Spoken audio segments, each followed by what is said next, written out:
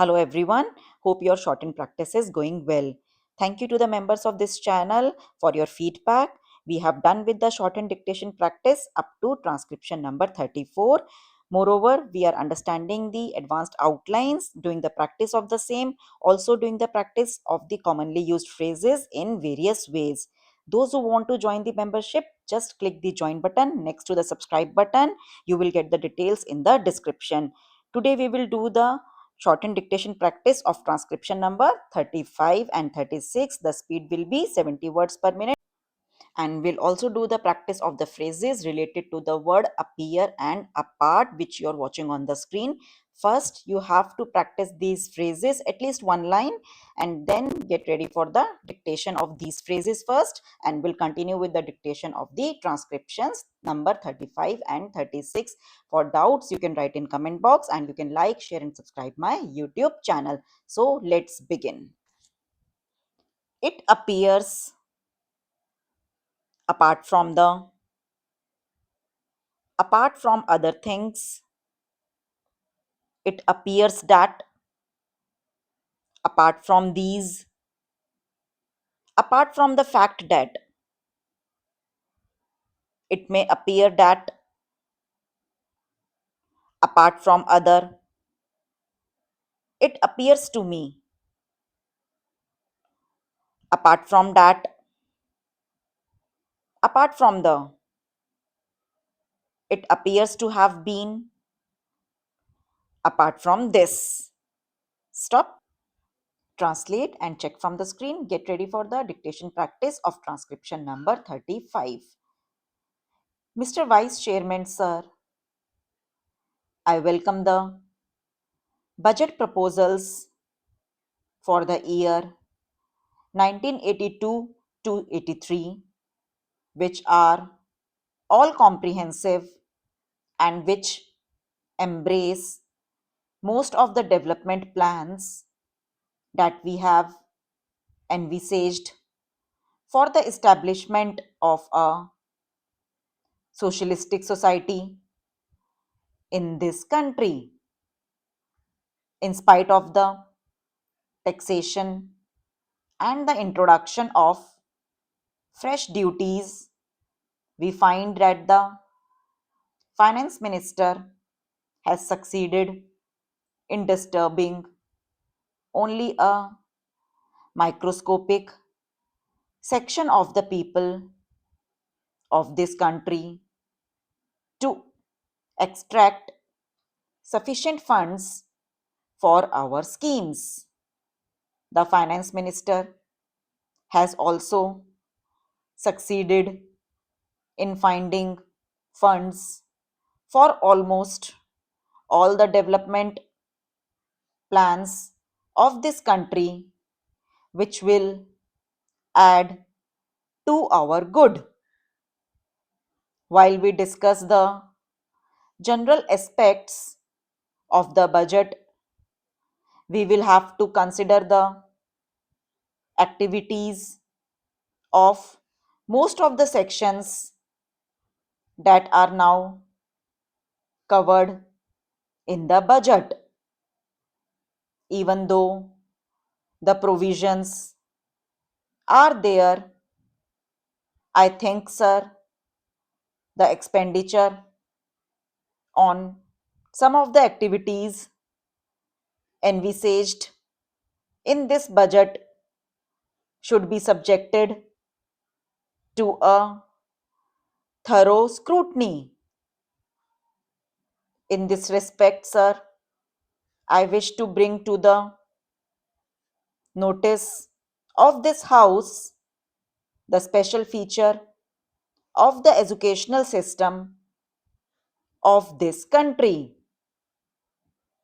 Some of the members have mentioned something about the educational system of this country, have remarked that the allocation of funds is not adequate and that the provision should be revised according to the needs of this country. As the honorable member was speaking in Hindi, I did not thoroughly understand that he meant, but still, sir, the educational system has created a sort of confusion in our country over the last 15 years, and every now and then we had been changing the schemes and plans for educating our children, and various states have adopted different schemes which have actually created a feeling of disintegration among the people of this country. In some of the states, they have switched on to the regional language as the medium of instruction, and in some states, they think that English should be retained as the medium of instruction. But the people believe that the medium of instruction should be Hindi, that is the national language of our country. But, sir, the time is not yet ripe for us to switch on to Hindi. So, as and when we find it feasible, we may switch on to our national language, but till that time, we will keep English as the medium of instruction in all educational institutions. Sir, the other day, the University Grants Commission submitted a report wherein they have mentioned that English should be the medium of instruction, at least in the colleges. Sir, it is my opinion that English should be retained in this country for years to come till we find that we could translate all the essential books, books on science and technology, etc., into Hindi, which should be able to help us in educating our boys, especially in the technical institutions, through Hindi as the medium. Here, sir, some of the members have pointed out with regard to the introduction of different types of education in the same state or in various parts of this country. We find that a majority of the children of our country are educated in the basic system, which brings out, as far as I know, second class citizens in this country who are to be governed by the boys who are sent to the public schools. Most of the children of the haves are sent to the public schools, and they are imparted expert training, and when they come out, they are definitely superior to those boys who undergo this basic system of education.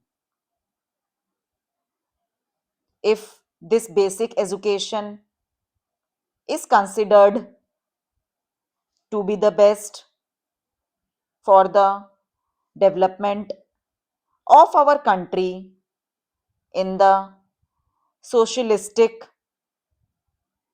way, we will have somehow or other to find some better means of imparting education whereby they will be able to compete with the students who are now undergoing training in the public schools.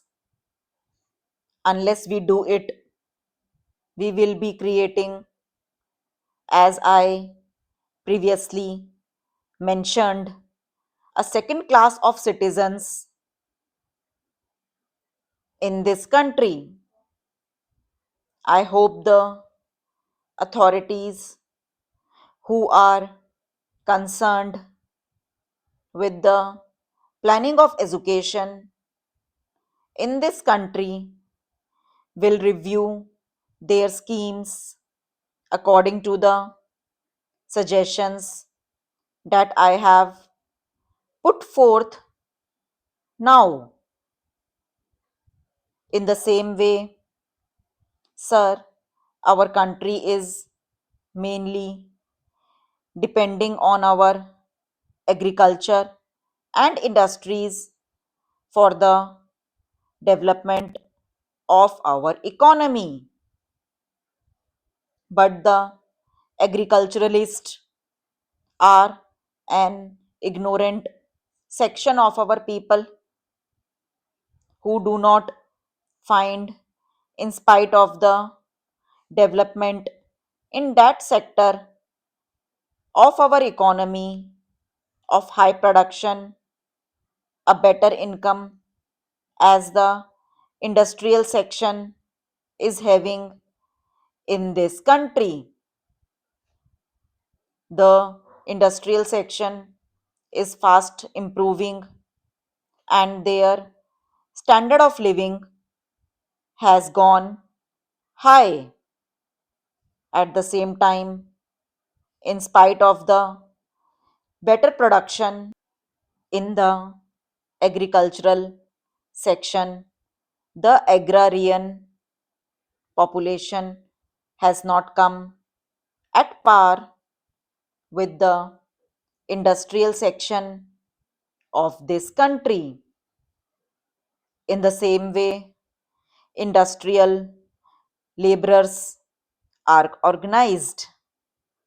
Most of them are given so many benefits and advantages according to the legislation that is passed for the betterment of industrial laborers of this country. Stop, translate this transcription in English and get ready for the another transcription, transcription number 36. Madam Deputy Chairman, I welcome this opportunity to make a few observations during the discussion on the finance bill.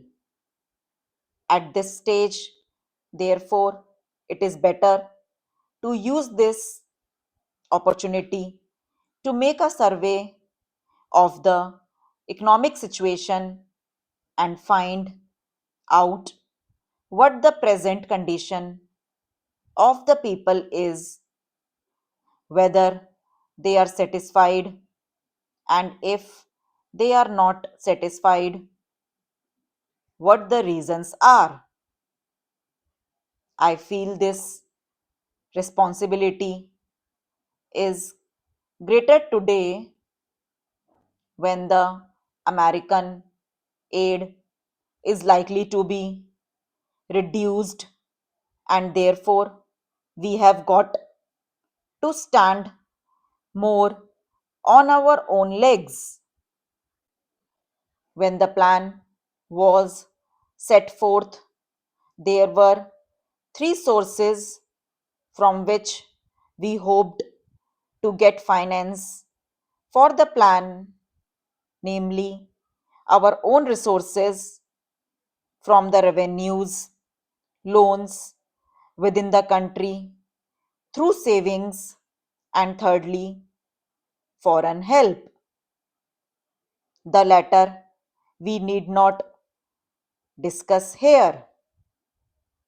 If we study the accomplishments of the plan and the resources that it has been possible to raise, we cannot deny that our expectations have not been fulfilled, and we have therefore to find out the reasons which have led to that situation.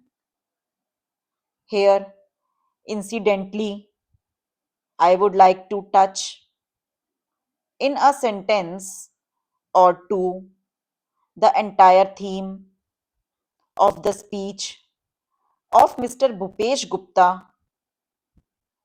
It is very easy to say this should be done or this could have been done from the opposition point of view, but I would like to ask him a question and he can reply to it later in some other speech, whether in Russia it would be possible for anybody not in the debate in the parliament but even outside to utter a single sentence against the government policy in our democratic setup. We have allowed the people to criticize government policies. Even as Congress people, we are free to criticize the policies of the government, but the point is whether the doubts raised in the minds of the public by the people in the opposition who show their loyalty to a different setup would be conducive to create the enthusiasm that is necessary and the inspiration that is necessary to give their very best to fulfill the targets of the plan. This planned economy is really not a thing that will go successfully hand in hand with a democratic setup unless some other things are there, and they are the inculcation of a national spirit, giving of proper national education to develop a national outlook. Unless these things are done as they are in other countries like England, unless that type of spirit is created in the country by all the people of all types of views not being allowed to create differences and doubts in the minds of the people, we cannot in a democratic setup have the success which we want and we cannot fulfill our promises to the people. Without going further into that aspect which really came to my mind as a result of the long speech of Mr. Bhupesh Gupta, I would like to make a few suggestions so that a proper attitude towards giving of one's best to the plan and to raise the national economy can be developed. I would like to make three or four points. Firstly, we have to see that we take steps to check corruption at any level, whether it is among the people, in the public sector, or among the officials. Then we have also to see that we give a proper type of education, rose a proper spirit of service. We must also check the trends for inflation and also lay stress on austerity so that the people will feel that there is something at stake. I would not like to take much time of the house. The main problem in our country is the growing population, and in spite of all the efforts that are made to raise the standard of living and raise production, etc., the results are not as easily perceptible as they should have been. That is a separate problem by itself, but in spite of that, it is possible for the government to show better results if the government were to undertake immediately and see that some of the promises that are made, the acts that are passed, and the plans that are drawn up are properly implemented. I have been seeing this lacuna in the present position. Now, the government have started a new ministry called the Coordination Ministry. It was very necessary because the plans of the different ministries sometimes were likely to go contrary to each other's aims. I do not want to go into details. For instance, take the question of the promotion of export. A commodity may be exported, but the price of that commodity in the country to the consumer may go on rising. Who is to see to that? Take tea, for example, it had to be exported and nobody was there to see whether there was enough tea for consumption in the country and what was the price at which it was available to the consumer in the past. Stop, translate this transcription in English and check from the screen. Thank you.